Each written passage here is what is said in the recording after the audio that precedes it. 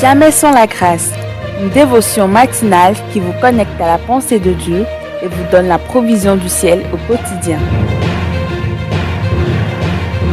Bonjour chers amis, chers internautes, nouvelle journée, nouvelle provision, bienvenue dans cette deuxième dévotion de cette semaine. Seigneur, je te bénis pour la vie de tous nos auditeurs, ceux qui nous écoutent ce matin, peu importe le lieu, je te prie vraiment de les visiter, de leur donner une langue exercée, comme nous sommes en train de parler, comme tu l'as fait à Jésus-Christ, ton Fils. Oh, nous prions encore pour des langues exercées aujourd'hui, dans le beau et puissant nom de notre Seigneur Jésus-Christ.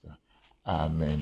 Alors ce matin, juste pour aller dans ce même thème, la langue, je vous propose un autre passage dans Matthieu chapitre 5, le verset 22. Matthieu chapitre 5, le verset 22, là où il est écrit « Mais moi je vous dis que quiconque se met en colère contre son frère mérite d'être puni par les juges, que celui qui dira à son frère Raka mérite d'être puni par le Sanhédrin, et que celui qui lui dira insensé mérite d'être puni par le feu de la géhenne. » Oh là, c'est dur ce matin, hein? Mais c'est la parole de Dieu. Vous savez quoi? Notre Dieu est un Dieu extraordinaire. Même ce qui nous semble être dur, qu'est-ce qui se passe? Oh, mêler à l'Esprit de Dieu, ou bien dire sous la direction de l'Esprit de Dieu, qu'est-ce qui se passe? La parole de Dieu, les commandements de l'Éternel ne sont pas pénibles. Amen. N'est-ce pas ce que l'apôtre Jean nous dira? Les commandements de l'Éternel ne sont pas du tout pénibles. Pourquoi? Parce que l'Esprit de Dieu adoucit les choses. Même Dieu nous dit la vérité, elle est toujours dite dans l'amour. La grâce et la vérité. La grâce et la vérité. Et ce verset nous montre que nous pouvons, ce verset nous montre l'usage que nous pouvons faire de notre langue. Ici, ce matin, j'aimerais juste voir un peu le contexte avec nous. Vous savez, Jésus-Christ est en train de parler aux Juifs, aux pharisiens, des gens qui ont dilué la loi de Dieu. Tout à l'heure, je citais l'apôtre Jean qui nous disait que les commandements de Dieu ne sont pas pénibles. Mais lorsque nous voyons dans Actes chapitre 15, lors de la conférence de Jérusalem, l'apôtre Pierre va citer la même loi de Dieu et il dira qu'il va dire que cette loi, elle est très difficile, elle est pénible, elle est tellement lourde, chargée, que ni nos pères ni nous n'avons pas pu le porter. La grande question que je me suis posée entre ces deux déclarations, entre ces deux apôtres, c'est que, mais qu'est-ce qui n'a pas marché? Mais vous savez, ce que Dieu a donné révèle le caractère de Dieu. Mais lorsque l'homme commence par ajouter ses opinions, lorsque l'homme commence par ajouter son caractère, ses envies, son opinion, qu'est-ce qui se passe? La chose devient dénaturée. Et Dieu a donné des lois pour protéger le peuple de Dieu, mais à un moment donné, l'homme ne va pas juste se contenter de ce que Dieu lui a donné, mais l'homme va commencer par rajouter des choses. L'homme va interpréter cette loi sans le cœur de Dieu. L'homme va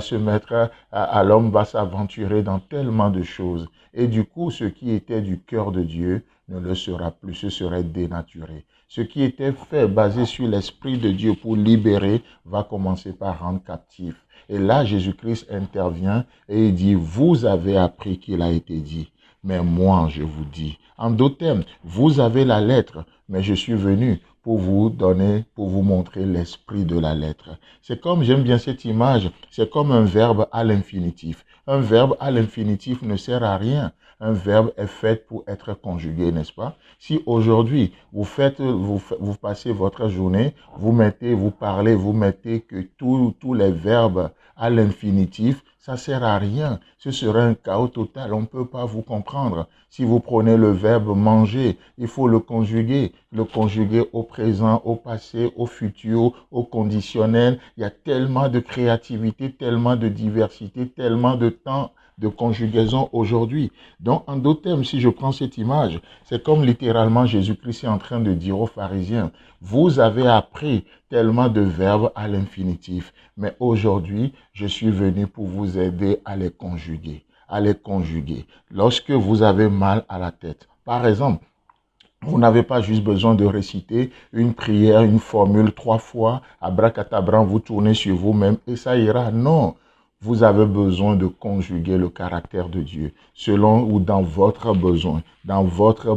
Et c'est comme ça que vous aurez de témoignages à donner. Donc voici le contexte de ce verset. Alors, encore une fois, comment vous utiliserez votre langue aujourd'hui? juste à dénaturer ce que Dieu a donné ou à rejoindre la conjugaison de Dieu.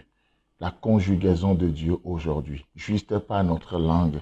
Vous avez appris qu'il a été dit, mais moi je vous dis, chers amis, chers internautes, que le Seigneur vous bénisse et qu'il vous aide à faire la bonne conjugaison en accord avec sa volonté pour votre vie aujourd'hui. Alors, Dieu voulant, on se retrouve demain. Si vous avez aimé cette émission, parlez-en à vos amis. Parlez-leur du message de la grâce et de ce qu'il fait dans vos vies. Pour un sujet de prière, une question ou pour devenir partenaire, contactez-nous au 00229 94 75 80 20. Que Dieu vous bénisse et à la prochaine. En attendant, pensez avec Dieu.